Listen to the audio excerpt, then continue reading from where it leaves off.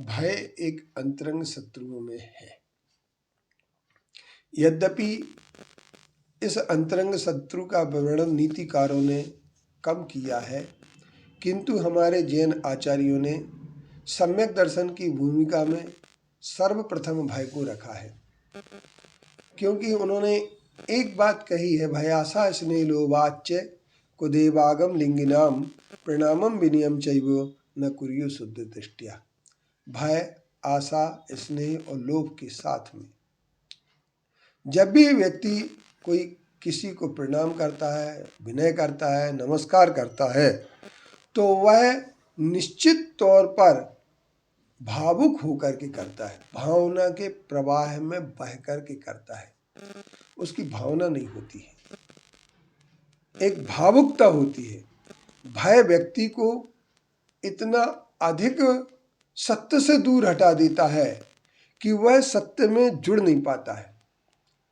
आचार्य उमा स्वामी जी ने सत्य के विवेचन करते हुए कहा, सत्य की 5 भावनाओं के अंतर्गत सबसे पहले यह रखा, उन्होंने एक विषय रख दिया कि अगर आप सत्य की भावना का अनुकरण करना चाहते हैं तो सबसे पहले भय से बचना चाहिए। अब भय क्या होता है, तो उन्होंने एक बात कही कि भयभीत व्यक्ति कभी भी सत्य को स्वीकार नहीं कर सकता है। वह डर के कारण से जैसा आदमी कहलाएंगे वैसा कहने लगेगा, क्योंकि भीतर में उसके डर है।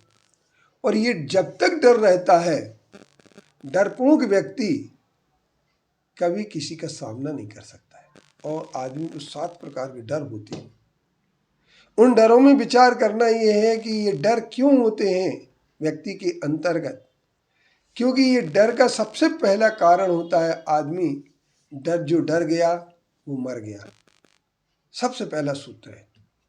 लेकिन अच्छे व्यक्ति जो होते हैं, जो समझदार व्यक्ति होते हैं, वो मौत के सामने आने के बावजूद भी नहीं डरते हैं, क्योंकि वो एक बात कहते हैं कि मौत आना है तो आएगी, हमारे टालने से नहीं टल सकती है।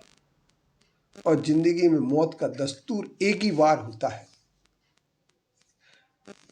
हमारे जितने भी शहीद हुए हैं, उन्होंने सिर्फ अगर हंस करके खुशी के साथ अगर फांसी के फंदे पर झूलने का उत्साह दिखाया है, या उस खुशी में भी वो डूब गए कि अब हम शहीद भी हो रहे हैं, तो कोई दिक्कत नहीं, क्योंकि उन्होंने सबसे पहली बात ये तय की थी कि मृत्यु का दस्तूर एक ही बार होता है।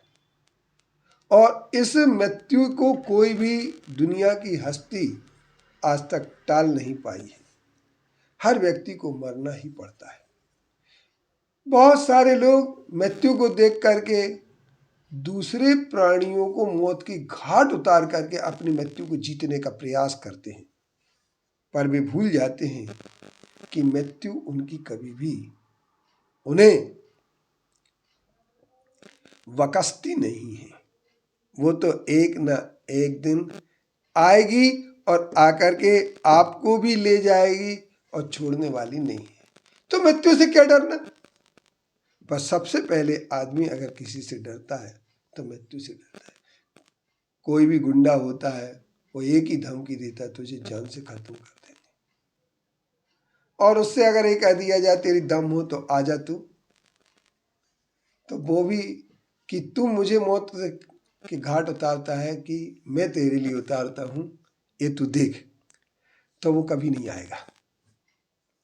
क्योंकि जब मरना ही है और मारने वाला जब आ ही रहा है, तो डरने की क्या बात है। फिर मार करके ही मरेंगे। ये बात जो सोच लेता है तो मरता क्या नहीं करता। जिसने ये सोच लिया कि अब हमारी मृत्यु निश्चित है, वह हर काम कर सकता है। इसलिए एक नीतिकारों ने कहा है, मरता क्या नहीं करता। अतः भय से दूर हट करके हमें एक निर्भीक जीवन, निशंकित जीवन जीना चाहिए, जिसे निशंकित जीवन ही हमारा सम्यक दर्शन का आधार बनता है। ऐसे सम्यक दर्शन से हम निरंतर अपने पास रहते। हमें गुरुओं से डर नहीं लगना चाहिए, हमें भगवान से डर नहीं लगना चाहिए। अगर हमें डर लगना चाहिए तो पापों से, बुरे काम से, और जो बुरे काम और पाप से डरता है वही जिंदगी में सफल होता है।